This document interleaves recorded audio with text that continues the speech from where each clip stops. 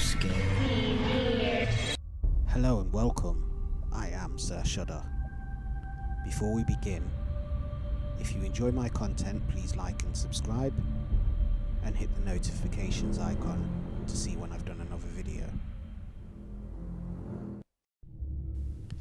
Today's video is about Gilles de Rais, Bluebeard, the child murderer. Gilles de Rais was born in 1404 into an aristocratic family near Nantes and came to be one of the richest men in France. He was the personal bodyguard and close companion of Jeanne d'Arc, at whose side he fought bravely, and it was whispered that he was her secret lover. When Jeanne d'Arc was wounded by a crossbow quarrel at the siege of Paris in September 1429, it was Gilles de Rais whose vanity carried her out of the range of the further projectiles. For his valour, Gilles de Rais was appointed Marshal of France by the French King Charles VII and bestowed with a coat of arms of gold lilies on a blue field. In 1432, at age 28, Gilles de Rais was ensconced back at his castle in Mercoeur and Tiffauges, south of Nantes. While Jeanne d'Arc was betrayed and burned at the stake, Gilles' service to France had made him enormously wealthy. His annual income surpassed 2.5 million francs a year, and his capital was 4.5 million, making him amongst the richest people in Europe at the time. This figure does not include his holdings of art and objects, books, furnishings and tapestries. In his History of Gilles, George Bataille writes, "He rode preceded by a royal escort, accompanied by an ecclesiastical assembly and herald of arms. 200 men and trumpeters announced him. The canons in chapel, a kind of bishop, cantors, and the children in his music school made up his routine on horseback, glittering with the richest ornaments. Gilles de Rais was wanted to be dazzling to the point of ruinous expenditure. In providing for the necessities that his delirium commanded, he liquidated an immense fortune without thinking. Some sort of dementia was the heart of his propensity to spend money. He underwrote great theatrical performances, accompanied by gifts of food and drink. He was compelled to fascinate people at all costs, but he lacked what a criminal quite often lacks on the order of things. This makes him recognize in his confession his excessive display of what necessarily should have remained hidden, his crimes. It was precisely in this period that peasant children, mostly boys, began vanishing in the regions of Gilles de Rais' castles. There was no mystery as to where the children were going. His servants had taken in many as pages to Gilles' household. In the 15th century, for the peasant body where there were no two means of escaping crushing poverty, joining the church as a cleric or monk, or going to service of a local lord, many parents were happy that their son caught the eye of Gilles' henchman. They were overjoyed to accept the offer of giving up their child as a page. The depositions given at Gilles de Rais' trial 8 years later describe a situation where beggar boys flocked to the gates of Gilles' castle hoping to be taken in. The most attractive would be chosen and then never seen again. There was the story of a 13-year-old boy who had been taken into the castle to be made a page, and who returned to visit his parents carrying a loaf of bread from the castle's bakery. He glowingly described his treatment in the service of the count, but after he returned to the castle, he was never heard from again.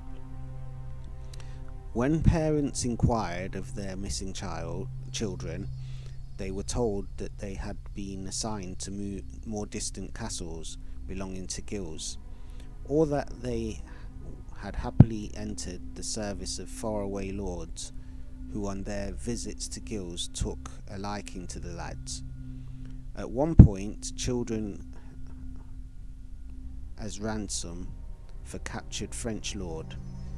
Other children were simply snatched up by Gilles' passing entourage while they were tending cattle in the fields, walking in the streets on their way to church, or on an errand for their parents or employers. One boy regularly delivered bread to the castle until one day he simply did not return from a delivery. Another was left at home to care for his younger siblings. When his parents returned, he had vanished. Witnesses would later testify that although the entire region was now gripped in a mass fear for Gilles de Rais' castle, for its children, and that there were even rumours that they ate children at Gilles de Rais' castle in Machiokul, nobody dared to raise a voice of suspicion or complaint against the great lord. In the archives of France are still preserved a series of witness depositions, some of them corroborated by several additional witnesses, describing the disappearance of at least 37 children. The witnesses declared that the public and common knowledge that children were put to death in the said castle. Certain neighbours of his old Barb and his wife that they ought to watch over their child, who was at risk of being snatched, and they were very frightened about him. In fact, the witness had even been at St. John d'Angely, and someone asked him where he was from. When he replied that he was from Machiokul, that person marvelled and was shocked, telling him that they ate little children there. In Old French, "Ce se leva dit en se mevalant quand il mangeait les petits enfants," which basically just translates to what I've said. In 1440, Gilles de Rais became embroiled in a dispute over the sale of some land. The party with whom Gilles was in dispute with transferred the land to his brother, who was a priest. In a fit of anger, Gilles de Rais rode to the church with the priest, where the priest was celebrating mass, and with an armed escort burst into the church, forcing the priest to relinquish the disputed land. As his attack on the priest was grave ecclesiastical offence, the officers of the Inquisition immediately investigated Gilles. It was not long before the accounts of the missing children reached the church authorities. On September the 14th, 1440, Gilles de Rais was arrested and taken to Nantes during the subsequent ecclesiastical and civil trials. The horrific fate of the missing children, estimated to number between 140 and 800, came to light. In one of the ecclesiastical indictments, it was charged specifically that he killed treacherously, cruelly, and inhumanely 140 or more children, boys and girls, or had them killed. According to witnesses, Gilles de Rais would approach his victims very gradually after they were presented to him. At first, he would treat them as his favourite servants, giving them much attention and remarking on their handsome beauty. De Rais would next caress the child and then begin grasping and pinching. At first, if the child took fear and became upset, Gilles would dismiss his actions as playful and assure the child that he meant him no harm. As soon as the boy would regain his self-composure, Gilles would pounce on the child and sodomize him. In the transcripts of the trial, which survive to this day, one of Gilles' servants testified.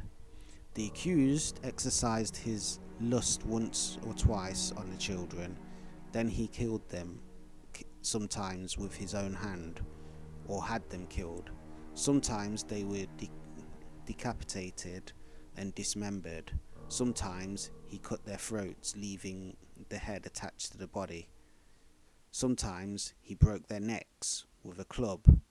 Sometimes he cut their throats, or sometimes some other parts of their neck, so that their blood flowed.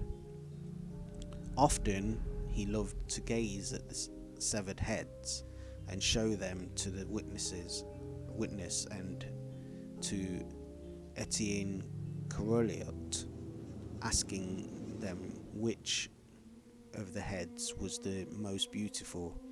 The head severed just then of the one cut off previous day, and he often kissed the head of that pleased him the most and took delight in it. The witness heard Gilles say that he took more pleasure in the murder of children and in seeing their heads on and their members removed, and watching them languish and seeing their blood flow, than in knowing them carnally. While they were dying, he committed with them the vice of sodomy.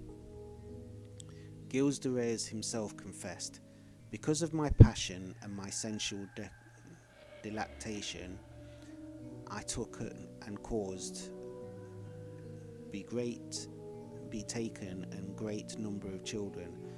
How many I cannot say precisely, children whom I killed and caused to be killed. With them I committed the vice and sin of sodomy, and I ejaculated spermatic seed in the most culpable manner on the belly of the children, before as well as after their deaths, and also while they were dying. I alone, or with the help of my accomplices, list of names under Rais servants, have inflicted various kinds of manners of torture on these children. Sometimes I beheaded them with daggers and poignards, with knives. Sometimes I beat them violently on the head with a stick or with other contusive instruments. Sometimes I suspended them in my room from a pole and by a hook and cords, and strangled them. And when they were languishing, I committed on them sodomistic vice. When the children were dead, I embraced them, and I gazed at those which had the most beautiful heads and the loveliest members, and I caused their bodies to be cruelly opened, and took delight in viewing their interior organs, and was delighted to see them dying, and sat on their bellies, and delighted in watching them die. Thus I laughed at them with Corillot and Henriette, after which I caused the children to be burned, and converted their cadavers into dust. These crimes and offences I committed solely for my evil pleasure and evil delight, to no other end or with no other intention, without anyone's counsel, and only in accordance with my imagination. During the ecclesiastical trial, there was some muddled testimony that concerned satanic rites associated with alchemistic practices. Intended to solve the financial ruin approaching Gilles, perhaps the accusations were merely an attempt before the era of psychiatric theory to somehow find some rational explanation for these murders. Gilles de Rais was sentenced to death by both ecclesiastical and secular authorities, and on October 26, 1440, he was hanged and then burned. His last words were reported to be, "There is no sin, no matter how great, that God cannot pardon." His accomplices were executed with him, and their bodies were left to burn away. Gilles de Rais, however, requested that his body be taken down before it burned completely, and be buried, allowing him, in Christian theology, the possibility of resurrection on the final judgment day. Due to his high rank, the request was granted, and he was buried at Carmelite Church in Nantes. The details of Gilles de Rais' assaults on his victims are indistinguishable from those of serial killers today. Did you enjoy that? If you did, if you haven't already, please like and subscribe, and hit the notifications icon so you can see when I've done another video. And I want you to tell all your friends about me. Until next time, I am Sir Shudder. See you soon. Be safe, be cool.